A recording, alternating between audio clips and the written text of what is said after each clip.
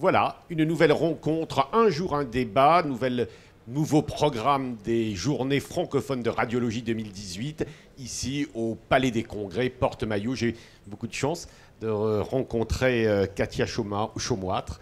Vous êtes professeure de radiologie à Marseille, à la PHM, à la Paix de Marseille. Et vous êtes également, madame, la responsable de la Fédération Imagerie Urgence, la FIU, qui est une branche, je crois, de la Société française de radiologie, c'est cela? Tout à fait. C'est une branche transversale, puisque l'urgence touche toutes les spécialités de la radiologie. Voilà, donc à ma gauche, Marseille, dans un jour à débat. À ma droite, Paris. Je reçois le professeur Benoît Vivien. Vous êtes, Benoît Vivien, professeur de radiologie également, et vous êtes au... De médecine d'urgence. De médecine d'urgence, pardon, excusez-moi. Médecine d'urgence. Tout à fait. Et vous êtes au SAMU de Paris, à Necker. Vous sortez de garde. Tout à fait. Toute la nuit? Oui. D'accord. Et en plus, qu'est-ce qu'il y a à Paris aujourd'hui? Les 20 km. Voilà, c'est une bonne transition. Ça me permet en réalité également de parler de nos amis de l'association Endomind qui réaliseront dans quelques jours, enfin le 18 novembre, Ensemble courons pour faire reculer l'endométriose. Voilà, nous avons fait des réunions de patients, médecins, sur l'endométriose et nous n'avions pas dit qu'ils faisaient une grande course dans quelques semaines. Ensemble courons, et c'est à Paris. C'est à Paris, je pense que c'est à Paris. Les 10 km dans le bois de Vincennes. Oui, c'est dangereux de faire beaucoup de courses à pied. Il faut s'entraîner.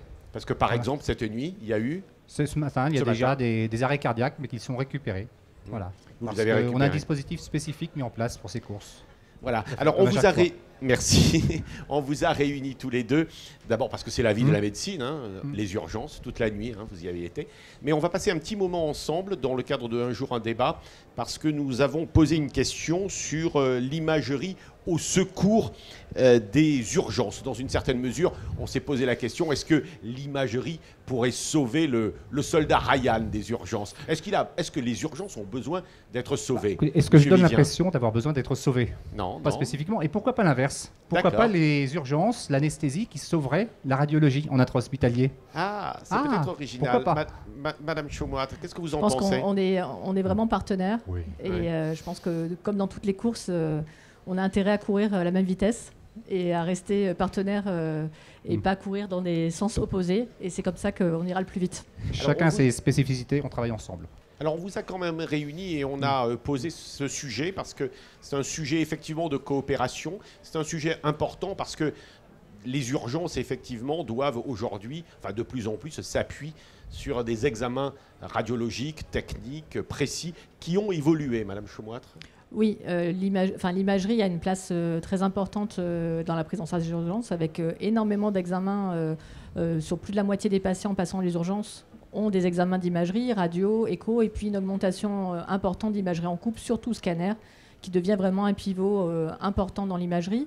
Et la pénibilité des urgences, que connaissent nos amis urgentistes, est aussi supportée par l'imagerie. Et donc c'est pour ça qu'il faut vraiment une collaboration pour qu'on arrive à faire face à cette pénibilité, et surtout tout ce qui est permanence de soins, qui reste quand même quelque chose d'assez difficile à gérer. Et pour celles et ceux qui ne sont pas spécialistes, donc on comprend, ce sont des scanners en coupe, mais particuliers Alors, dans les nouveautés techniques, effectivement, il y a des scanners qui commencent à se développer, qui sont des scanners portables de petite taille, qui s'appellent des cone beam scanners, qui permettent de faire des scanners des extrémités. Donc en remplacement des radiographies habituelles, on peut faire ces mini-scanners sur la main, le coude, le pied, des zones qui ne sont pas toujours faciles en radio.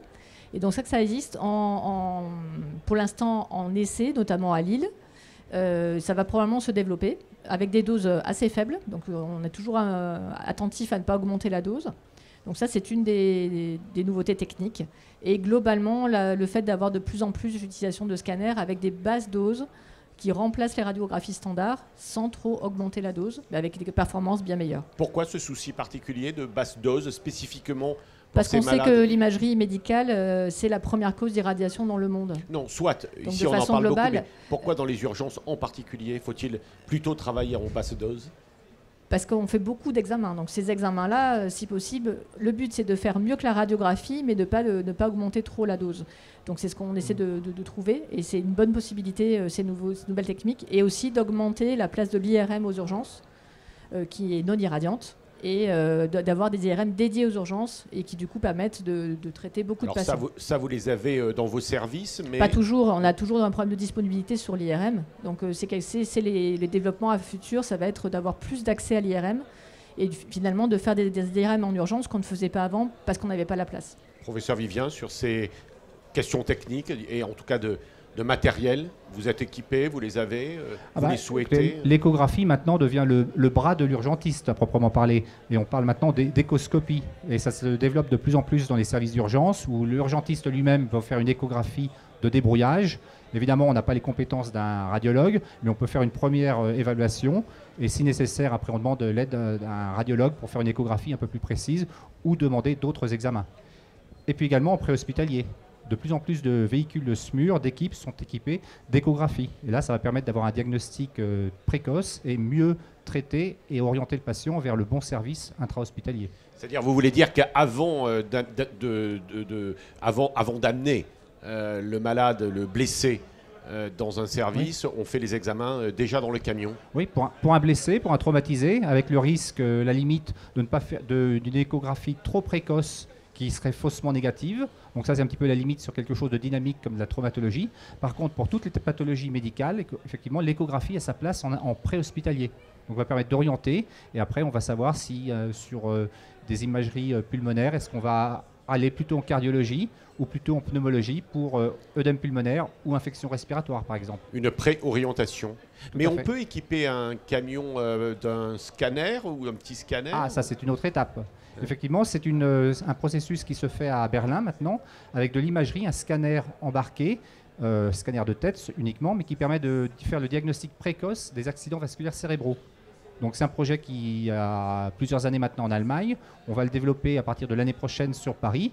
Et ça va permettre non seulement de poser l'indication d'une thrombolyse précoce pour les accidents vasculaires ischémiques, mais en plus de mieux les orienter pour certains sur ceux qui nécessitent une thrombectomie, et on les oriente directement sur un service de neuroradio interventionnel. Ça nous permet de savoir si on fait une thrombolyse ou une thrombectomie, par exemple? Tout à fait, de poser l'indication. Et là, on a le médecin urgentiste dans le véhicule, dans le camion avec un scanner, un manipulateur radio, et on est par transmission, en collaboration avec un neuroradiologue et un neurologue qui sera dans un service hospitalier, et tout se fait par transmission. Et donc c'est un travail d'équipe, là encore, pour mieux orienter le patient et, si nécessaire, le traiter dès la phase préhospitalière. Et on peut gagner 30 à 40 minutes sur le pronostic des accidents vasculaires cérébraux. Alors que l'on sait que le temps compte. Tout à fait. Un avis, Madame Chaumoître, sur ce type de technique va sûrement se développer, puisque ça va tout à fait aussi dans le côté téléradiologie qui se développe énormément pour l'urgence. Donc là, c'est une application sur le terrain vraiment directement, mais ça existe maintenant en permanence entre les différentes structures hospitalières, par exemple, avec des centres de référence comme à Paris, avec des centres qui vont faire vraiment de la neurodurgence de pointe et qui du coup vont pouvoir assurer les diagnostics d'autres centres qui sont moins performants en termes d'expertise. Donc c'est vraiment quelque chose qui est très utilisé dans l'urgence. Et on utilise ces images par téléradiologie entre le camion et le service? Pas encore en France, mais c'est le projet donc, pour l'année prochaine. Les Allemands le font? Les Allemands le font déjà, oui. Et ils ont lancé ça quand, les Allemands? Il y a 7-8 ans à peu près. Et puis d'autres pays dans le monde le font également. Et pourquoi on est si en retard? Ça s'est développé dans le cadre d'un projet de recherche. Voilà, donc il fallait déjà prouver 2-3 années pour avoir les premiers résultats. Et ensuite, c'est quand même quelque chose qui nécessite une mise en place extrêmement complexe. Des budgets, des autorisations, donc ça prend du temps.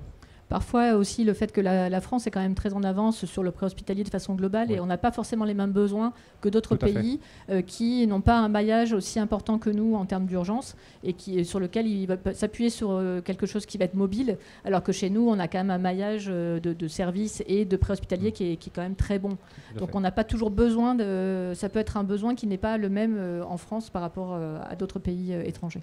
Est-ce qu'il y a des gens qui nous regardent? Rappelez-nous quand même, à accident vasculaire cérébral, je fais quoi? Il faut appeler le 15, le SAMU. Et vous aurez directement un médecin en ligne qui vous aidera sur le diagnostic et qui enverra les moyens appropriés, donc une équipe médicale. Également, les coopérations, les collaborations, ça nécessite des filières, des filières de soins. Très important de mettre en place des filières de soins entre urgence et imagerie et services cliniques. Il faut vraiment que les urgences ne soient pas simplement une arrivée de patient qui après est soit hospitalisé, soit renvoyé chez lui un peu isolé. Le but, c'est vraiment de lui créer une filière de soins. Et quand il vient aux urgences, il sait qu'il va avoir soit une prise en charge hospitalisée si c'est vraiment quelque chose de grave, mais une vraie filière pour des pathologies bénignes comme par exemple la colique néphrétique simple. Le but, c'est pas de lui donner un traitement et de lui dire c'est bon, vous pouvez rentrer chez vous. On sait que ces patients, ils ont 25% de chance d'en refaire une autre colique néphrétique dans l'année qui suit. Et que le but, c'est quand même qu'ils aient une vraie consultation dédiée. Donc ce qu'on peut faire, c'est des filières où le patient a son traitement aux urgences. Il a une programmation rapide d'un scanner sous 48 heures en externe. C'est des scanners qui sont très rapides, sans injection, qui vient passer sans avoir à attendre aux urgences, parce que sinon, en fait, les urgences plus graves vont lui passer devant. Donc il rentre directement chez lui. Et il a aussi une programmation, une consultation spécialisée urologique. Et comme ça, il a son pack de filières. Il sera pris en charge. Il saura quoi faire pour les prochaines fois. Et s'il a une maladie lithiasique avec de nombreuses lithiases, il sera pris en charge par un spécialiste. Qu'est-ce que vous pensez de ça ? Tout à fait, c'est une amélioration. Il faut privilégier les circuits courts aux urgences et, si possible, éviter d'hospitaliser les gens et puis prévoir des rendez-vous. Tout ça, ça se passe avec entre guillemets, la médecine de ville. Et l'augmentation de l'ambulatoire, qui est quand même un des projets actuellement ministériels, c'est d'augmenter l'ambulatoire à l'hôpital. Et ça fait partie des circuits courts. On peut imaginer des circuits courts pour les appendicites, par exemple. Actuellement, on peut déjà imaginer un patient qui a une appendicite simple, le diagnostic est fait, il rentre chez lui, il viendra faire sa chirurgie en ambulatoire le lendemain matin. Il peut rentrer chez lui, préparer ses affaires tranquillement, revenir le lendemain matin et avoir sa chirurgie en ambulatoire. Ça peut se faire sur une vésicule, ça peut se faire sur d'autres opérations qu'on ne faisait pas du tout avant. On gardait les patients, on attendait qu'il y ait la place. Maintenant, ça peut s'organiser en ambulatoire. Ça, c'est l'idéal. Dans la réalité, dans la vraie vie, c'est comme ça ? Ça se met en place. Mais pour ça, il faut un diagnostic certain. C'est là où l'imagerie est importante, puisqu'on ne va pas forcément dire aux gens de revenir le lendemain si on n'est pas sûr qu'il a une appendicite. Et vous, ça vous paraît, quand vous avez un malade, vous pouvez concevoir effectivement qu'il rentre chez lui après avoir posé le diagnostic si on a un diagnostic qui est posé, qui est certain, un patient qui est stable et un geste qui va être prévu, qui peut être prévu entre guillemets en semi-retardé à 24 heures, c'est tout à fait possible. Pareil pour de la petite traumato. Une chirurgie orthopédique qui peut tout à fait se faire en ambulatoire. Le diagnostic est fait aux urgences, on calme le patient, il est immobilisé, il a une programmation de gestes ambulatoires sous 24-48 heures. Pour le patient, c'est plus confortable, il peut rentrer chez lui, programmer sa venue à l'hôpital et c'est souvent plus simple. C'est quelque chose qui se fait volontiers plus pour la traumatologie que pour le viscéral. Mais je pense que ça va se développer dans l'avenir. Pourquoi ? Plus pour la traumatologie, on est plus fixé, alors que le viscéral, on a toujours une arrière-pensée sur une aggravation éventuelle. Oui. Vous avez parlé notamment d'échographie. Quelles sont les limites peut-être entre les deux corps professionnels médicaux qui fait quoi ? Ce qu'a dit le professeur Vivien, c'est tout à fait ça. L'échoscopie, qu'on appelle échoscopie, c'est vraiment un complément de l'examen clinique.